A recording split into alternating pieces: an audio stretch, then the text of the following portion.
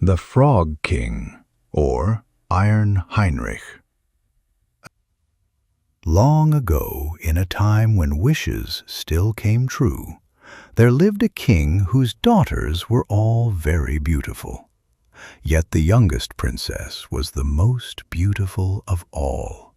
Even the sun, which had seen many wonders, seemed to pause and shine a little brighter whenever it looked upon her face. Near the king's castle stretched a deep, quiet forest. In the middle of the forest, beneath an old linden tree, there was a cool, clear well. On warm days, the young princess loved to visit this place.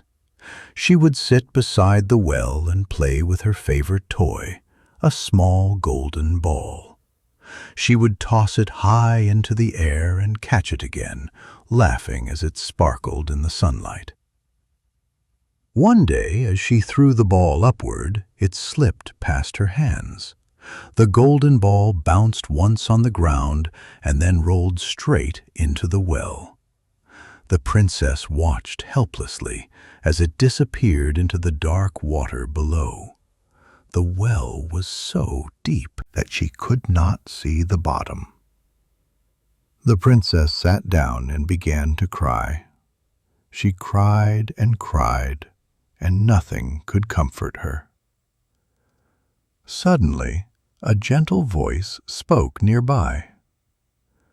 "Why are you crying, princess? Your tears could soften even a stone." Startled, the princess looked around and saw a frog poking his head out of the water. "My golden ball has fallen into the well," she said sadly. The frog replied kindly, "Do not cry. I can help you. But tell me, what will you give me if I bring your ball back?" "I will give you anything you wish," said the princess quickly. "My jewels, my fine clothes, even my golden crown." The frog shook his head. "I do not want riches," he said. "But if you will promise to be my friend, if you will let me sit beside you, eat from your plate, and stay near you, then I will fetch your golden ball." The princess agreed at once, though in her heart she thought, how could a frog ever be a companion to a human? As soon as the promise was spoken, the frog dove down into the well. Before long, he returned with the golden ball in his mouth and placed it gently on the grass. The princess was overjoyed. She picked up her ball and hurried home, forgetting all about the frog behind her.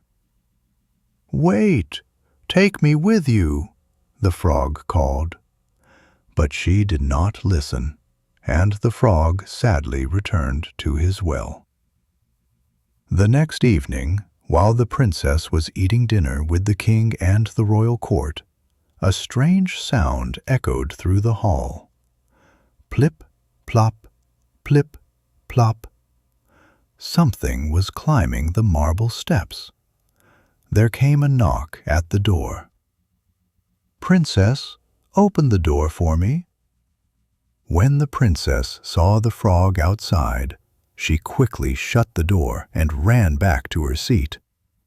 The king noticed her fear and asked what troubled her.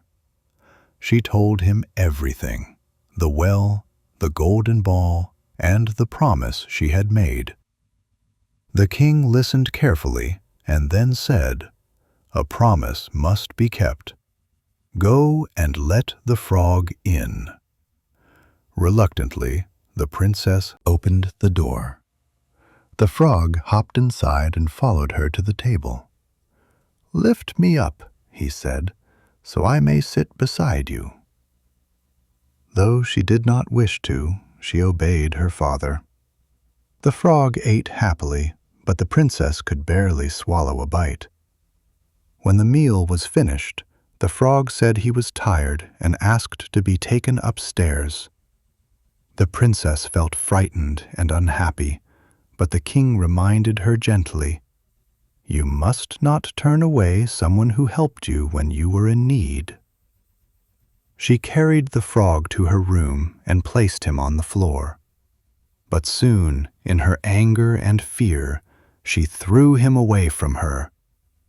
The moment the frog touched the ground, a wonderful thing happened. He was no longer a frog.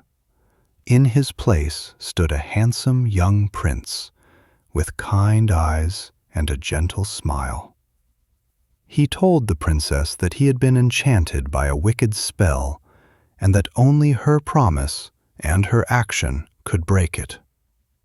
The next morning, a grand carriage arrived, pulled by 8 fine horses. At the back stood the prince's loyal servant, Heinrich. For a long time, Heinrich had worn iron bands around his heart to keep it from breaking with sorrow while his master lived as a frog. As the carriage rolled away, a loud crack was heard. "Is the carriage breaking?" asked the prince.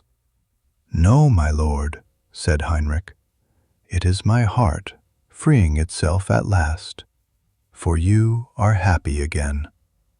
And so they traveled on together, leaving behind sorrow and carrying joy into a brighter future.